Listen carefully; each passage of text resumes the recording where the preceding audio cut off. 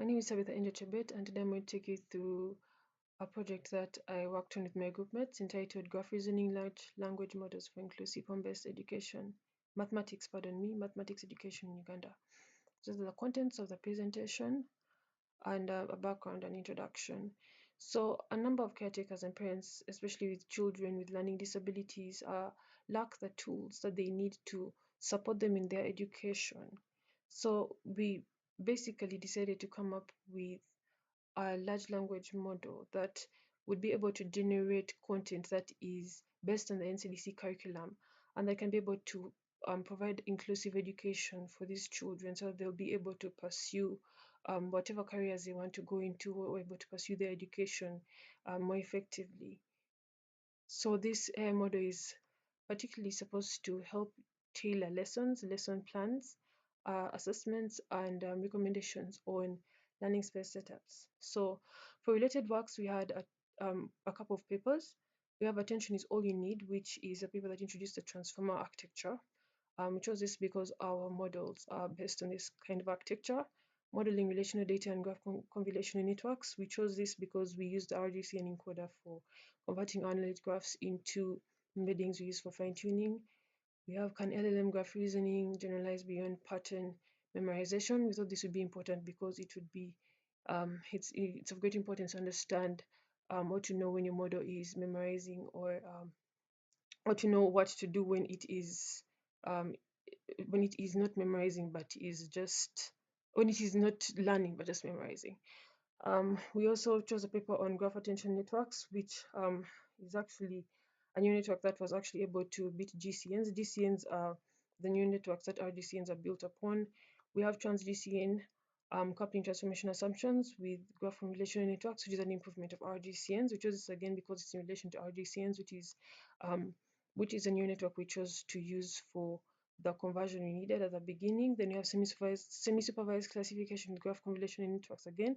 This is a paper that introduced graph convolutional networks, which is again the basis of RGCN, which we used.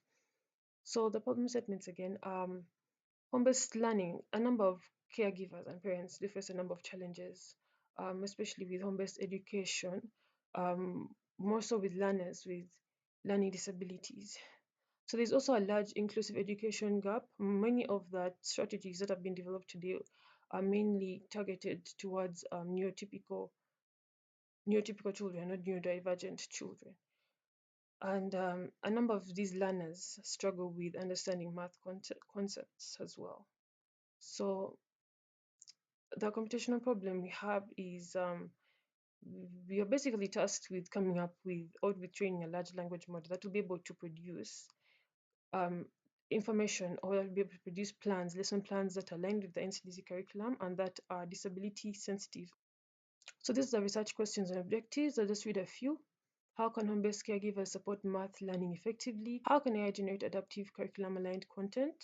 Some of the objectives we have are to develop an AI-powered co-teaching tool and to generate adaptive inclusive curriculum-aligned math content. This is just a summary of the methodology we used. We used a methodology called GRAPH, which stands for Graph-Based Retrieval Adversarial Fine-Tuning. So we basically got our inputs and we structured them into a data set.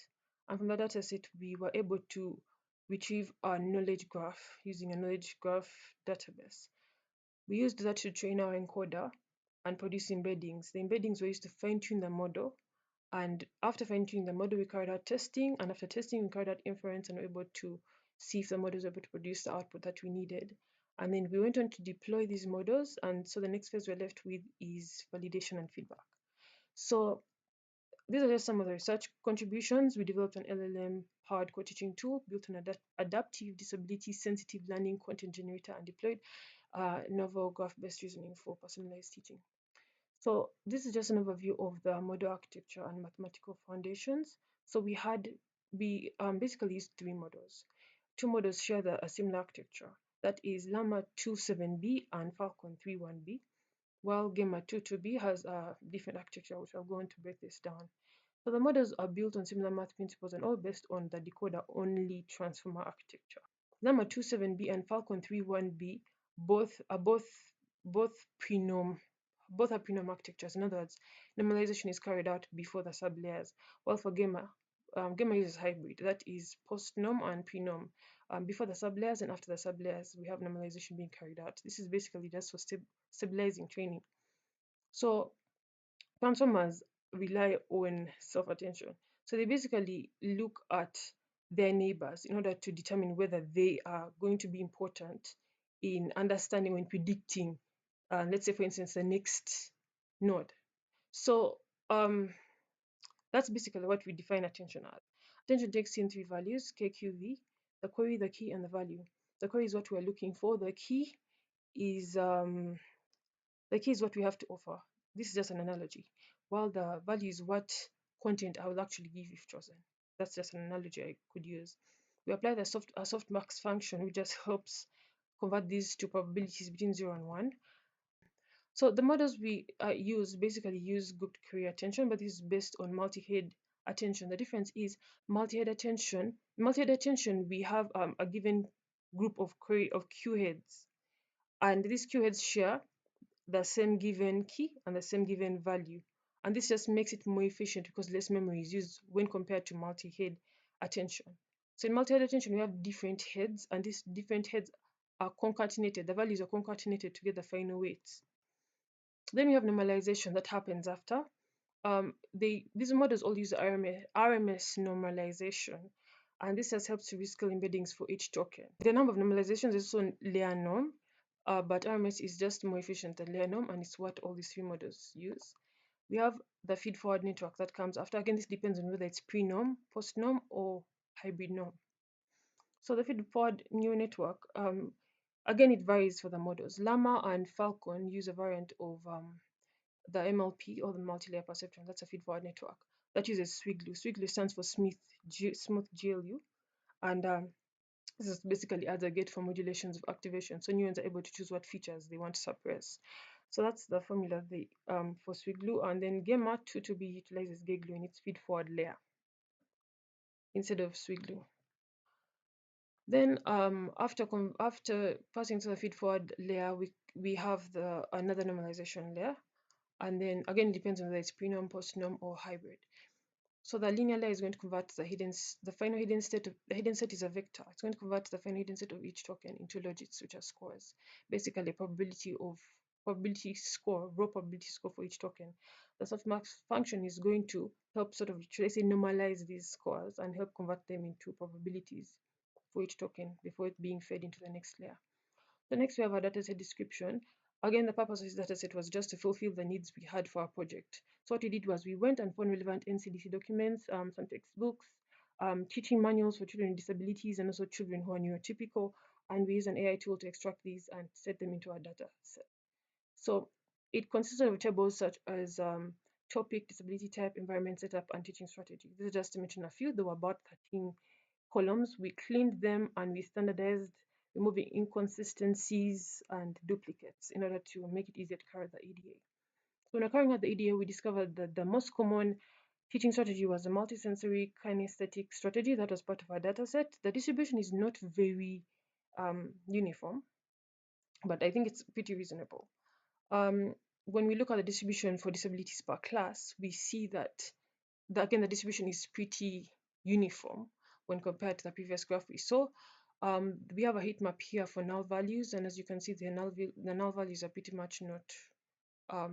We don't have null. We had null values, but we sort of had to clean our data. We had to remove a column that had very noisy values and it was just mostly empty. And we discovered that would not be very helpful, so we took it out and we were able to fill in the few that were left because there weren't many using inference. And then for disability distribution, as you can see, there are a few disabilities here that are not represented for a number of classes, so that could actually affect how our model views them, because it may not be able to generalize well for those.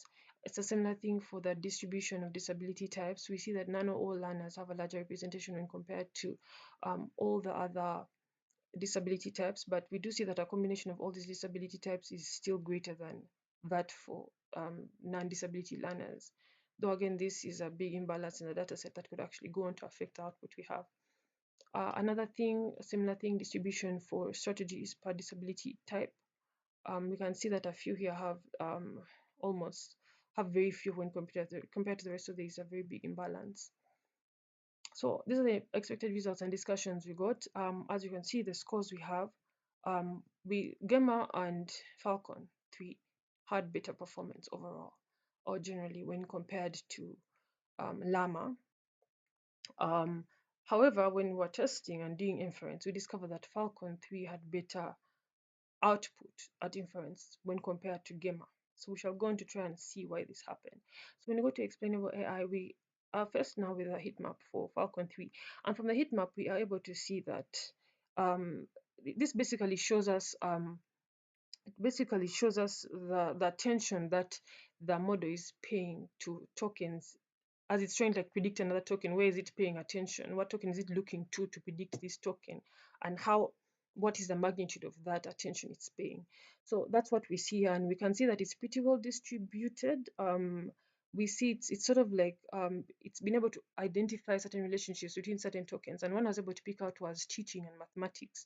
So we can see that it was able to it actually learned to it actually learned the relationship between certain tokens and was able to, and as we can see in this heat map. So we're going to compare this to what we had for Gamma. So you can see that with Gamma, the boxes showing attention seem to be concentrated along the diagonal line, while the lower part of it is almost black, almost completely black. And this shows that our model did not exactly, there are certain relationships it didn't exactly pick up on. And like I said earlier, the values we had for inference, at inference output we had for Falcon was far better than the output we had for Gamma, even though they both had high scores. And this shows us that the high scores that we have do not necessarily mean the model we have is the best. High scores don't necessarily determine the best kind of model for us to use. So it's important for us to cover explainability, that we're able to understand what the model is seeing and be able to understand why it produces the output it does. And we can see that for Gamma, it wasn't picking up as many complex and even long-range dependencies like Falcon was. We also look at these are basically hidden set gradients, basically showing us how much each token contributes to the final answer. And we can see that Falcon and Gamma, it's actually actually pretty similar. It's pretty similar, though we can see that the values for Falcon are a bit much brighter than those for Gamma. But overall, they basically have the same colors, they just vary in intensity. So this means that they're all attaching similar importance to tokens in order to determine what the final answer is. The difference is Falcon came up with better results, or was maybe able to generalize more than Gamma, even though they have similar results for this particular exercise function carried. So we move on to Llama, and we're able to see that Llama was able to attach trace of maybe what we expected, more of what we expected when this token was passed through. Because this is similar, though the library here used was different. The output is still similar. So we see that more importance was attached to tokens like mathematics, learning, and important than it was to explain and why and play. So this means that these tokens influenced more of the output, which is a pretty good sign, because even when we are to think about it, you'd expect some of these tokens to actually be having bigger weights than tokens like explain and tokens like why. And this is just showing us that the model was able to attach importances to these tokens that it learned from the fine tuning it had using the embeddings. So I'll just give a summary of the limitations. Most of the limitations that we had in this project came from the architecture, yes, of the models. It was mainly to do with computational resources. The constraints in computational resources mainly came because of things like activations being stored in memory at full precision. If you store at full precision, you're going to take up so much space, so much storage resources, and so we had to find a way to alleviate that. For models like Falcon 3.1b, there was again extra memory needed to store activation caches. The pre-number, this is pre-normalization, doesn't use hybrid or post-normalization, so there's more memory needed to store activation caches. Activations, basically, there's more memory needed to store activations for all the models that we had. And so space was basically one of the biggest things, consuming a lot of GPU resources, RAM, leading to a number of errors like OM errors. And another thing we had was the data was slightly imbalanced for a number of features like the disability features. We saw that that was a bit imbalanced. None or learners had more values. So some of the solutions we came up to these were using LoRa to reduce the number of trainable parameters to optimize memory, using mixed precision to reduce again memory sources, reducing testing and batching size, releasing unused memory after each training space, and using knowledge graphs to enhance reasoning to help the model learn more of the semantics in the data. So for model deployment, we chose Falcon 3.1b because it had better overall scores in relation to the rest and produced better output, and it is also relatively smaller when compared to the rest and consumes less computational resources. Because of this, its training time is also less, so to be able to make updates when compared to other models. During the deployment phase, we took our fine-tuned model. We got the weights that we obtained from training. We uploaded these to Hugging Face spaces, and then we allowed the space to help us build an environment. We used actually Gradio UI to actually help us build the interface and help us with the entire process. It just helped us come up with a user interface. So this is just an image of the repo in Hugging Face spaces. So this is just basically how it works. We have a front end that the user accesses. This front end is produced by Gradio UI, and then we have the back end that is controlled by the Hugging Face space. This is where our trainable weights are stored. And then from then on, we are able to access the model itself, and the model is able to perform inference and give the user what they need. So it's very simple. The user enters an instructional query, the model processes it, and produces the textual output they need. The core IP asset is a fine-tuned large language model and knowledge graphs linking these concepts. This is just a demonstration of the developed product. That's a prompt that was entered and was able to produce pretty reasonable output.